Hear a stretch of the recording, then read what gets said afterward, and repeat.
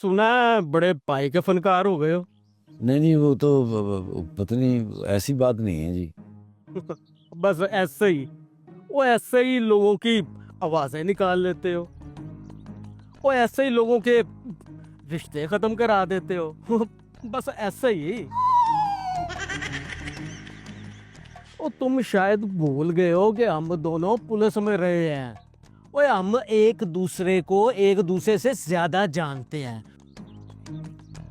वो कौन सी बात कब और कहाँ करनी है, वो हम एक दूसरे का अंदाज देखकर ही पहचान जाते हैं। वो लेकिन भाई, तुम बड़े फनकार हो। वो एक लम्हे के लिए तो मैं भी धोखा खा गया था। जी, मैं माफ़ी चाहता हूँ जी। और बस रहने दे।